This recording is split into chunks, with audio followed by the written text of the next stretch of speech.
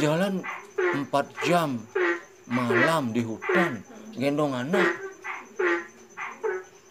Nggak terasa capek? Enggak. Wih, hebat sekali kamu, Nok. Udah nyampe sana, udah nyampe di pintu gerbang, bangun anaknya, udah ketawa sampai sana. Inilah posisi jalannya, cukup menanjak, suasana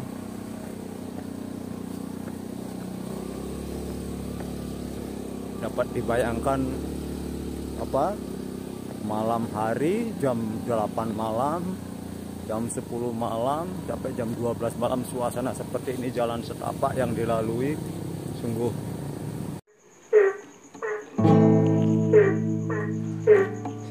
Om Swastiastu, selamat malam, salam sejahtera, assalamualaikum buat semuanya. Kali ini ya konten saya beri judul perjalanan gaib ya, perjalanan spiritual, perjalanan cahaya seorang ibu muda ya, dengan menggendong bayi berumur 8 bulan melintasi sebuah bukit selama 4 jam, dari jam 8 malam sampai jam 12 malam. Simak ya, walaupun perjalanan ini cukup mengharu biru ya, cukup memprihatinkan, tapi suhu membuat konten ini untuk memberi sedikit gambaran. Karena kebetulan ini berkaitan dengan profesi Tiang ya, sebagai pengacara.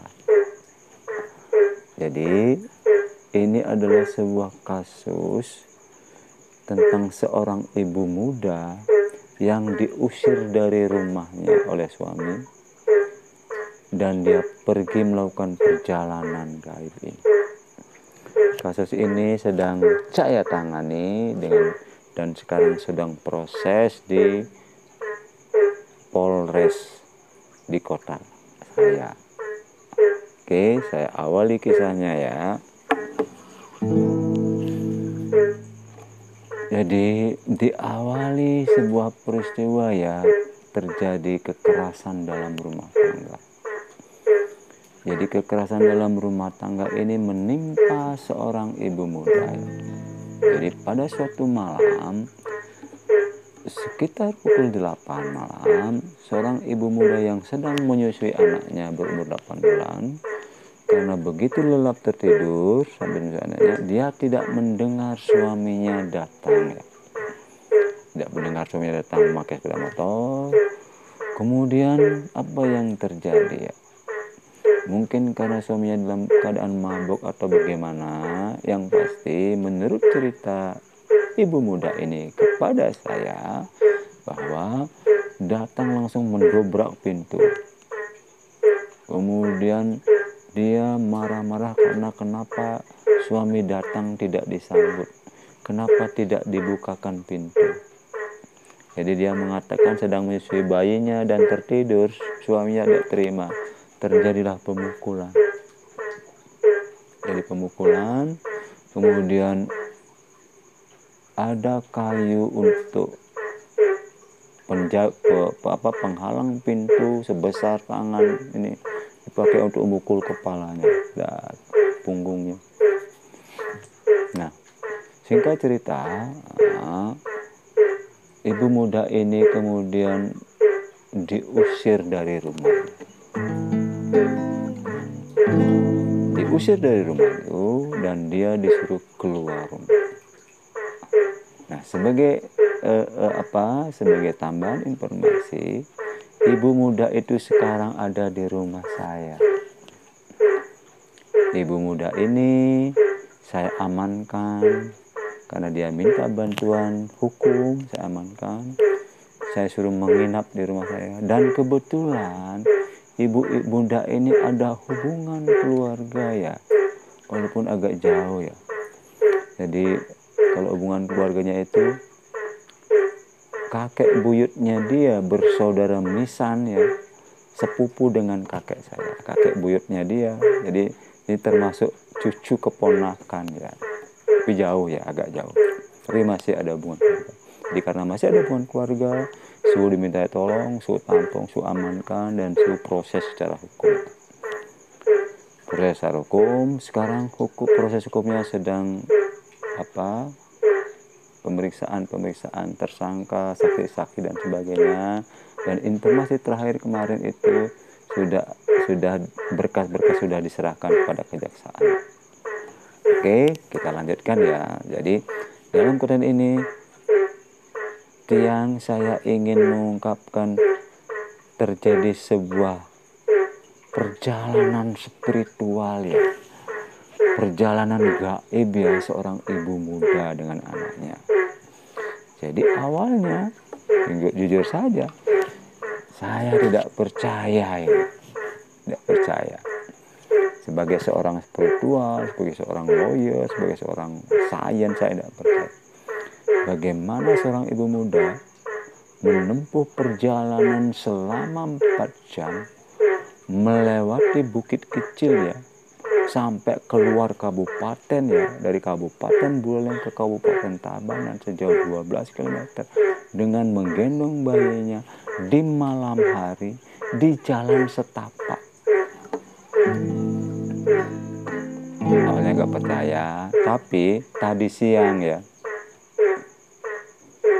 saya telusuri jalan itu. Saya tadi ke desanya, saya telusuri jalannya, jalan setapak. Waduh, jujur mengerikan jalannya. Pakai sepeda motor saya terpleset 2 kali. Terpleset jalannya. Hanya ada beton kecil ya. Jalannya tidak lebih dari 1 meter. Di kiri kanannya ada sungai, ada kali kecil. Tapi dari saksi-saksi yang saya temui, orang tuanya, saudaranya, pamannya, sampai orang yang menerima dia ya di daerah Pupuan sana. So, garis bawahi dulu ya, kejadiannya ini namanya di Desa Tinggarsari di Kecamatan Busungbiu, Buleleng. Dia berjalan melewati bukit kecil menuju Desa Pupuan di Kabupaten Tabanan. Jadi siang saya akhirnya percaya ya, suaranya percaya karena saya langsung melihat dan mendengar dari saksi. Pertanyaannya adalah, apa yang terjadi di malam itu? Lebih spesifik lagi, bagaimana dia melakukan perjalanan sejauh itu dengan selamat? Yang pasti adalah, menurut saya sebagai orang spiritual, ada keterlibatan Tuhan yang Maha Kuasa. Ada keterlibatan para malaikat di sini. Ada keterlibatan ikut sertanya para dewa, para betara kalau di Bali, yang mengawal perjalanan ibu muda ini. Karena ketika saya wawancarai, ketika saya tanyakan ke dia, nanti Su akan ini ya, putarkan khusus ya rekamannya. Menurut ibu muda ini, jalannya itu terang, suasananya terang. Padahal itu jam 8 sampai jam 12 malam. Ada malaikat cahaya yang mendampingi dia berjalan ya. Su aja dapat Su bayangkan, kalau suhu disuruh berjalan seperti itu ndak mampu malam-malam seperti itu ya. Begitu malamnya. Jadi apa namanya, mungkin menarik nanti ya, nanti kalau Su tampilkan video-video ya, video ketika Su wawancarai, ketika melapor ke polisi, kemudian ketika Su tadi turun langsung ke lokasi untuk membuktikan ya. Tapi yang ingin Su tekankan di sini adalah bahwa secara spiritual apa yang menurut logika kita tidak masuk akal menjadi masuk akal. Dalam arti seorang yang sedang terzolimi ya, mungkin dalam bahasa itunya ya, bahasa umumnya orang yang tersakiti ya, yang diusir oleh suaminya, kemudian menggendong bayi, menelusuri hutan dengan jalan setapak yang kecil yang naik turunnya tajam sekali. Tuhan itu Maha Pengasih dan Penyayang. Tuhan itu Maha Besar. Sehingga ibu muda dan bayinya ini selamat sampai ke tempat bibi dan tantenya di desa Pupuan. Jam 12 malam baru sampai di sana. Jadi, nanti mungkin akan lebih menarik ya kalau Su akan langsung putarkan sedikit wawancaranya ya. Kemudian Su akan juga tampilkan nanti jalannya ya, jalan setapaknya. Walaupun tadi itu yang saya itu ke sana siang hari ya, siang hari suasana agak terang ya, tapi bisa dibayangkan kalau suasananya malam. Mungkin dalam konten berikut nanti ya Su akan perdalam ini ya, Su akan tanyakan kepada sosok paranormal ya, orang-orang pintar ya, kira-kira apa yang terjadi pada saat itu ya. Su punya banyak teman pintar ya, yang sakti-sakti, sobat nanti tak tanya kira-kira dewa apa atau malaikat apa yang menyinari perjalanannya. Oke, yang akhiri dulu ya konten ini, mudah-mudahan bisa memberi inspirasi atau sedikit hiburan, atau bisa memberi sekedar cerita yang pengantar tidur ya, atau sekedar pengetahuan baru tentang peristiwa ini. Oke, saya akhiri. Selamat malam, sampai jumpa.